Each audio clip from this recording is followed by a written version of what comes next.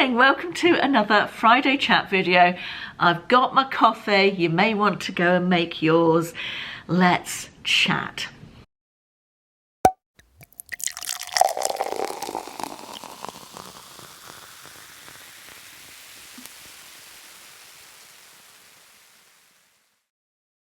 Well, it's been a week since I last spoke to you. It feels like such a long time. As you know, we've been away on a cruise for 4 days. We came back yesterday. I'm filming this Thursday, so the day before you're seeing it. We came back yesterday and we just had the most fabulous time. I won't bang on about it too much here because I am doing a 4-day series of videos. We were there for 4 days. I've done a video for each day. I'm in the process of editing at the moment, and they will start on Sunday. So there'll be daily videos for 4 days from Sunday this week if you are interested in cruising with us. Does that sound a bit wrong? Cruise with us? I'm not sure. Anyway, the videos will be starting on Sunday anyway, so yeah. I see the weather hasn't improved much since I've been away. I feel like it should be spring now. I feel like done Christmas, done a bit of January, gone away and back now. Right, okay, I'm ready for spring. Who's with me on that? So ready for spring. But it's only going to be a month or so, isn't it, until we start seeing the daffodils, and in fact maybe even later. Do daffodils come out in January? I feel like sometimes they do. Perhaps I'm thinking of snowdrops. Don't know. Anyway, some spring flowers, some blue skies, some leaves and buds and blossom on the tree would be nice. I'm sure we're all looking forward to that. In the meantime, hope everybody's keeping cozy and warm and making the most of winter, because we have to make the most of winter as well, don't we? Anyway, I've made myself a little list of things I'm going to chat to you about today, and I've realised that I have forgotten to bring one of them with me, so I'm going to go get it. Bear with. Right, I'm now fully equipped. The news is, as I predicted, full of doom and gloom, isn't it? Very brief flip through the BBC News app this morning tells me that the world is not a good place. It's just generally not good stuff. So let's maybe avoid what's going on in the world, shall we? Feel like I've got to mention Harry because, oh my God, have we or have we not been bombarded? I think that's fair to say. Even though I've been away for 4 days, I still feel bombarded. Prince Harry's book and interviews and the Netflix thing were the subject of much discussion on board the cruise ships. You know how you overhear other people's conversation, and a couple of people we got into conversation with brought it up as well, and yeah, he's not a popular man, is he? I have nothing new to add to the conversation about Prince Harry and his book. I have not read his book. I will not be reading his book. I feel I did end up watching the Netflix show. My mum was interested to watch it. My mum doesn't have Netflix, so when I was with her, I have Netflix, so I logged into my account and I watched it with her on the last couple of occasions we've been together. So I have seen that. Did fast forward through quite a lot of it. I found it quite tedious, I guess is the word. But yeah, anyway, yeah, I won't be reading the book, but I feel like the only thing that I can say about it is that I feel in time he will, as he reflects back on his life, and as you get older you do that, don't you? Reflect on things that have happened, and with the benefit of great age comes much more, I think we become more measured. I think he will bitterly regret this estrangement from his family. And I'm not sure it's mendable now. I think it's, yeah, that's all I've got to say. I just think it's really sad. So, yeah. Let's draw a line under that one there, shall we? Let's talk about lip liner, she says, changing the subject.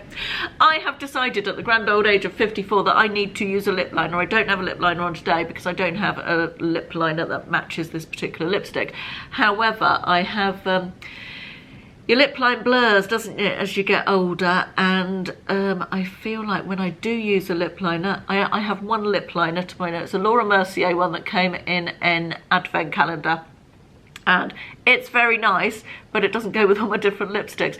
So I wanted to ask you guys, do you have any recommendations for lip liner brands? I want something fairly soft and creamy, not hard and scratchy. When I watch YouTube videos, people talking about lip liner, they quite often put lip liner all over their lips, and I quite like the idea of that, but also one that I can use just as an outline and fill in with lipstick. So please let me know any recommendations for lip liner brands. Ideally not horribly expensive ones. I'm trying to cut that. She said, I say this with great irony because I'm about to recommend a horribly expensive makeup product to you. So yeah, I should probably say any that you think I'd like. Yeah, I've got 3 recommendations for you. If I'm looking down, it's because I've got my phone with my notes here, just leaning up against the bottom of the reader diffuser upon which you are balanced. 3 recommendations. This one was really a Christmassy thing, but having investigated it further, there are other ambient things. On YouTube, there are 8-hour-long videos. Now, I'm not explaining this well at all. I'm going to restart this. Ambient backgrounds, having your TV show a lovely roaring fireplace with some ambient background noise. I heard about this, but I think Brittany Vassar on, is that her channel now? It used to be Vassar Beauty. It's Brittany Vassar is her channel.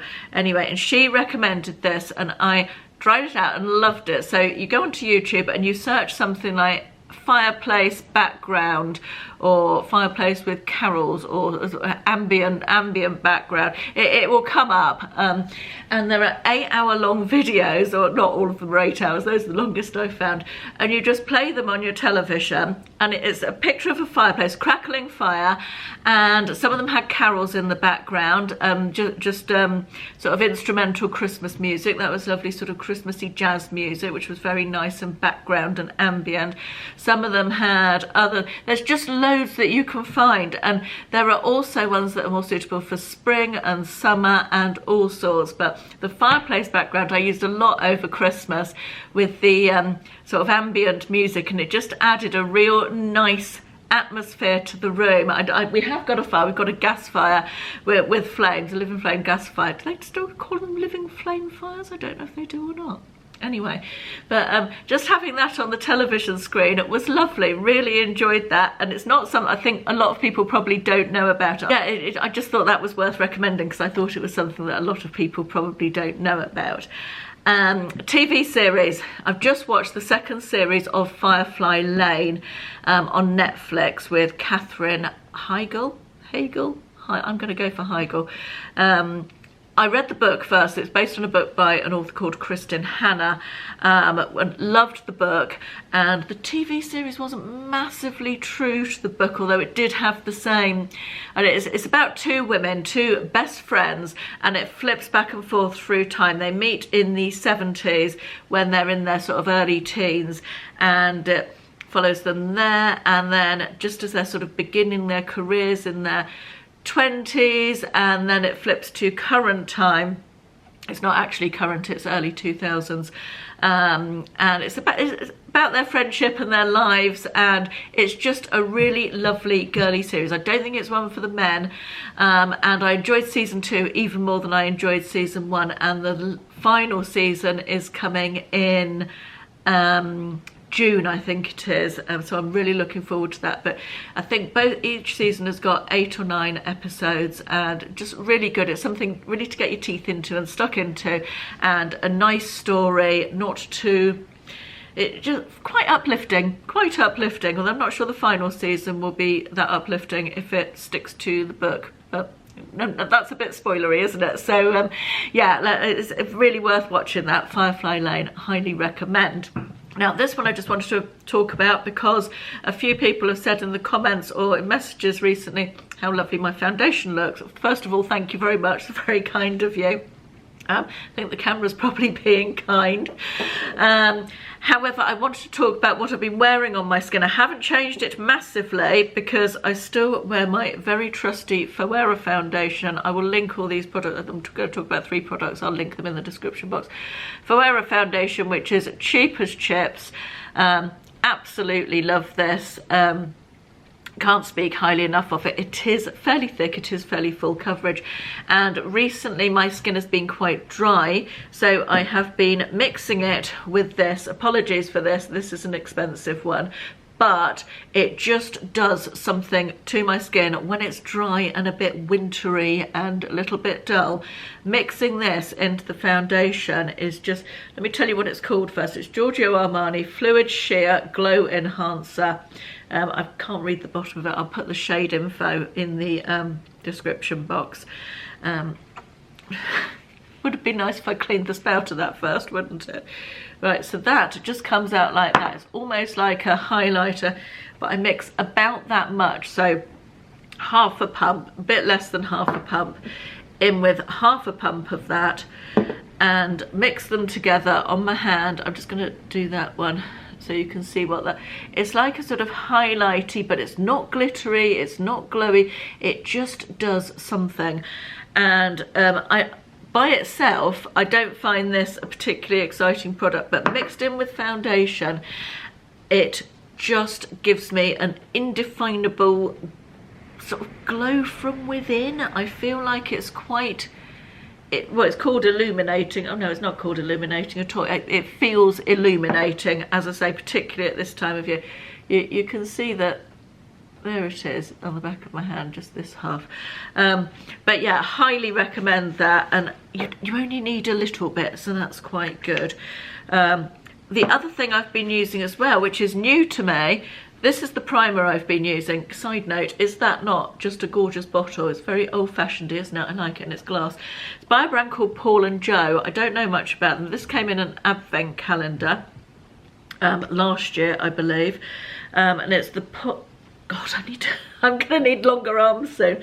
The Paul and Joe Protecting Foundation Primer in 02 Makeup Base Serum. This is a really nice primer. Sorry, just let me go back to this. There was something else I wanted to say about this, is that I quite often find when I put a glowy product, it's something I've done for years, put a glowy product mixed with a foundation to just give me, when I've got dry skin, a little bit more oomph, particularly on camera. When I do that, sometimes I find it separates the foundation and makes it, not separates it, but it makes it not last as long. This definitely doesn't do it. If anything, I would say this adds longevity to the foundation. It's been very good. It hasn't broken down on my face, even in dry patches. So I feel like this is quite skincare-y as well as foundation-y. So that, wanted to mention that. Now this primer, I don't know what it is about this. It looks like a foundation, doesn't it? Which is, I think, why I've had it in the primer section and not pulled it out for a year, because I thought it looks like foundation, not sure about that. But it's actually really nice. That's what it looks like. You rub it in, it's very, very liquidy. It's got a nice smell, and it makes you, I don't know how well you can see it, gives you a little bit of shine. It dries down with a little bit of tackiness, and I feel like that really holds the makeup. If you need your makeup to last longer, I feel like that is helping makeup last longer as well. As I say, I don't know anything about this. I don't know if this is expensive or not. I'm guessing because of the bottle, perhaps it is. But I will obviously link it below. But yeah, this trio of products have been making my winter makeup I've been much happier with it than I normally am. So I just wanted to talk about those today. Finally, I want to talk about low buy. I feel like a lot of people have done this at the beginning of January with I think we're all being a bit more mindful about what we're spending, aren't we? With the cost of living issues, I think we're perhaps all being a little bit more mindful about what we're spending, and I know that I am prone to probably more online than in store, but I'm quite a keen online shopper for things that I really don't need. Now, I don't want to put myself on a no buy. A, because doing this job, it's pretty impossible to do that. Part of this is chatting about new things that I've tried or bought and sharing that info with you. So I'm quite mindful that part of some of my shopping is related to this as a job type of thing. However, there are only so many eyeshadow palettes and candles one person can use in their lifetime, and I think I need to be a bit more careful about what I'm buying. If I put myself on a no buy, I will immediately rebel against that. This is where I'm so like Carla with this. If any of you watch Carla, I know some of you watch Carla Jenkins.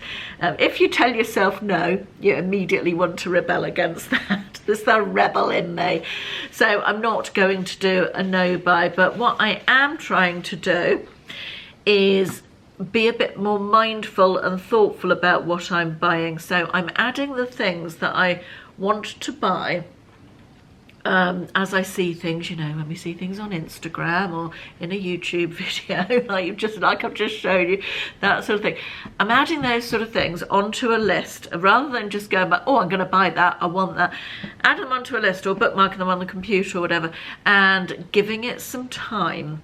I don't know how I'm going to do this exactly, but so far I haven't bought any of the things that I've bookmarked. I've only bookmarked maybe 3 or 4 things so far this month, but I feel like either I want to go back at the end of the month and say, right, you can choose 2 of these things to buy or 1 of these things to buy, or do you really still want to buy any at all? I'm not really sure how I'm going to do it.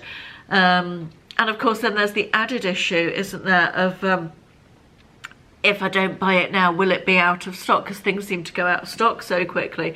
There are certainly supply chain issues, aren't there, with almost everything now. So yes, interesting. I want to be more mindful about how I'm spending, and so far I am managing to achieve that. But are any of you doing a low buy? Tell me in the comments. Are you trying to buy less? How are you going about it? Are you setting exact rules, or are you just trying to be a little bit more mindful around it all? What are your thoughts? I'd be very interested to know that. Right, that's 15 minutes. 15 and a half minutes. It would be less than that by the time I've edited out all the ums and ers and nose scratching and coffee slurping. But I think we'll leave that one there for this week. Let me know what's going on with you. Who's doing anything nice at the weekend? We're having a very quiet weekend on account of we've just been on a cruise. So probably be mostly working for me, getting all those videos ready for you to see next week. Right, that's it from me. Have a lovely weekend, everybody. I will see you on Sunday with the first of the cruise videos, and then the following ones will be Monday, Tuesday, Wednesday, and then we'll be back to normal scheduling from there on in, is the plan. Right, thank you very much for watching. See you in the next one. Bye-bye.